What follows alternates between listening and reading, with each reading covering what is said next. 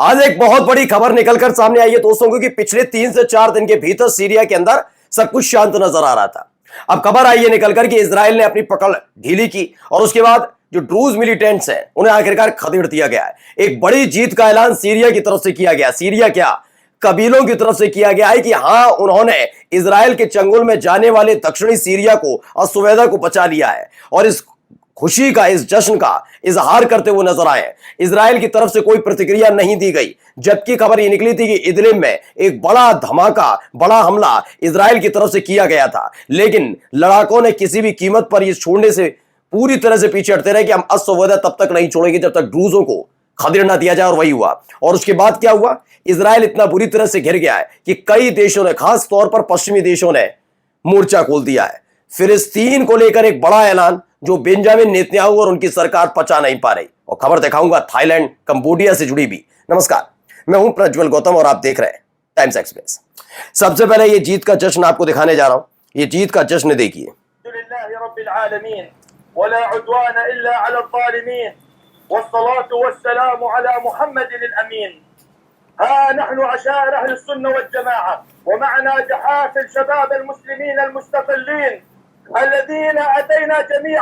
ये अरब लड़ाके हैं जो बता रहे हैं कि कैसे सुवेदा को इन्होंने पूरी तरह से ड्रूज मिलिटेंट से खाली करा लिया। सुनते जाइए।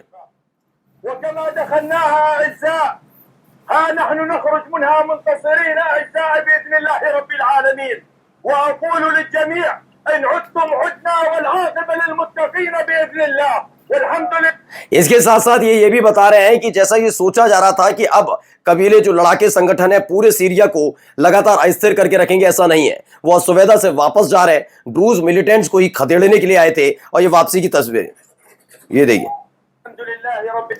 तो ये खबर है breaking, Arab tribals forces officially announce their victorious full withdrawal from Suwayda. उन्होंने बताया, अरब ट्राइबल्स जो है, अरब लड़ाके, उन्होंने कहा है कि फोर्सेस ने, जो उनकी लड़ाके हैं, उन्होंने अब ऑफिशियली अनाउंस कर दिया है कि उनकी जबरदस्त जीत हुई। ड्रूज मिलिटेंट्स को खदेड़ दिया गया है। जनता को नहीं, बार बार सुनिएगा, मैं बार बार ही आपसे कहता हूं, हमेशा एक समुदाय से जोड़ने का मतलब समूचा समुदाय नहीं होता। ड्रूज सिविलियंस को नहीं खदेड़ा है, बल्कि ड्रूज मिलिटेंट्स जो इजराइल से हथियार लेकर दक्षिणी सीरिया पर कब्जे का रास्ता इजराइल का साफ कर रहे थे, उनको खदेड़ दिया है। विड्रॉल हुआ है सुवेदा से और उसके बाद अब ये लोग भी वापस जा रहे हैं। अगली खबर देखिए, इजराइल ने क्या कहा। इजराइल से they wouldn't visit France ever after France recognised Palestine as a state.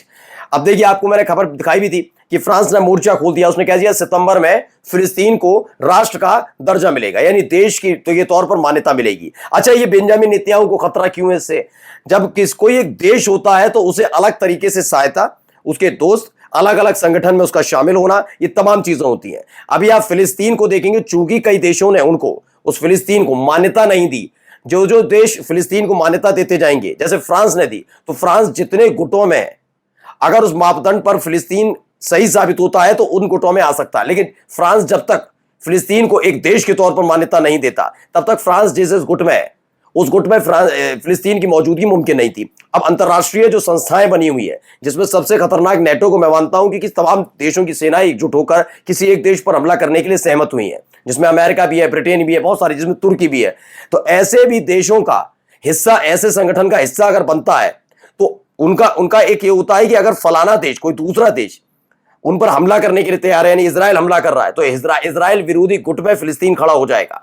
और चूंकि उस गुट का हिस्सा है फिलिस्तीन, ऐसे में उन देशों को साथ आकर इजराइल पर हमला करने की पूरी आजादी होगी, जैसे अमेरिका ने किया। आपने देखा, इजराइल और अमेरिका दोनों एक जाने, मतलब पहचाने, मान्यता प्राप्त देश बन चुके हैं। सब देशों में सब कहते हैं इजराइल एक देश है, अमेरिका एक देश है। इसीलिए जब इजराइल पर हमला हुआ तो ईरान पर हमला कर दिया अमेरिका ने। ऐसे अब फिलिस्तीन को एक देश के तौर पर मान्यता मिलने के बाद जो अलग अलग संगठन में शामिल होगा, तो चीन, रूस उसकी रक्षा के लिए कभी भी इजराइल पर अटैक कर सकते हैं। इसीलिए बेंजामिन नेतन्याहू घबराए हुए हैं। अब फ्रांस ने जैसे ही कहा, उसके बाद फौरन ही क्या, इजराइल से they wouldn't visit France ever. उन्होंने कहा कभी हम फ्रांस में नहीं जाएंगे।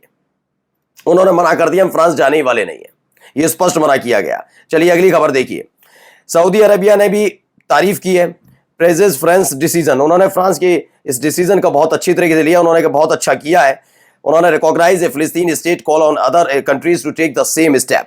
उन्होंने कहा कि सऊदी अरेबिया ने कि हाँ, हम इस कदम का स्वागत करते हैं जो फ्रांस ने उठाया है। यानी अब सोचिए, फ्रांस के बाद सऊदी अरब, मिडिल ईस्ट में भी इस का असर हो रहा है। सऊदी अरब ने कहा कि फ्रांस ने जो फिलिस्तीन को राष्ट्र का दर्जा देने की बात कही है और कार्य का प्रोसेस भी शुरू कर दिया है, उसकी तारीफ की है। अगला देखिए, अगला ये ऑस्ट्रेलिया के पीएम है अल्बनीज, उन्होंने उल्टा गजा को लेकर इजराइल को ताला लगा दी है।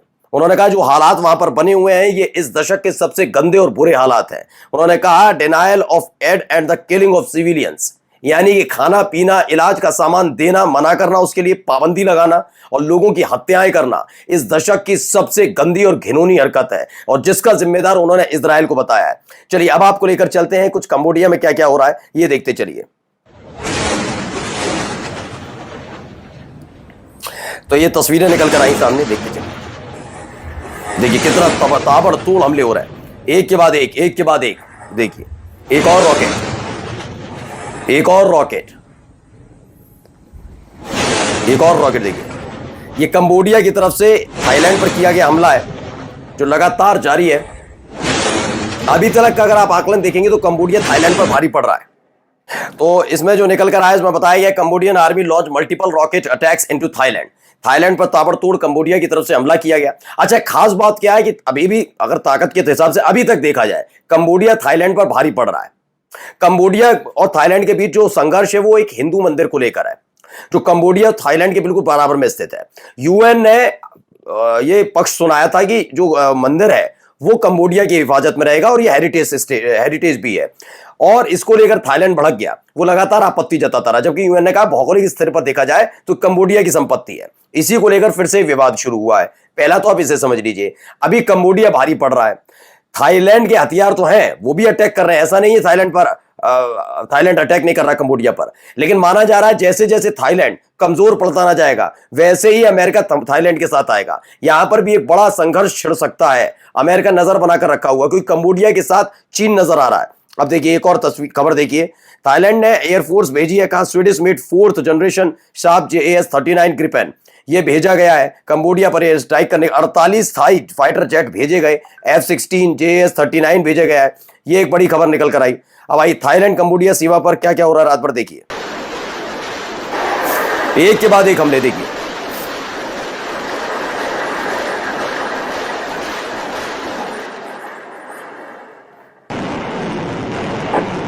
तो इसमें थाईलैंड कंबोडिया सीमा पर रात भर भीषण लड़ाई जारी रही। वीडियो में देख सकते हैं कंबोडिया की सेना का RM-7 की मल्टीपल रॉकेट लॉन्च सिस्टम दिखा, जो थाईलैंड की तरफ हमले कर रहा है। सीमा पर तनाव चरम पर है और हालत बेहद नाजुक बताई जा रही है कि हालत ठीक नहीं है इन सब खबरों के बीच। अब आइए एक और खबर जरा देखिए, इसमें भी एक तस्वीर थाईलैंड से निकलकर सामने आई, पहले देखिए।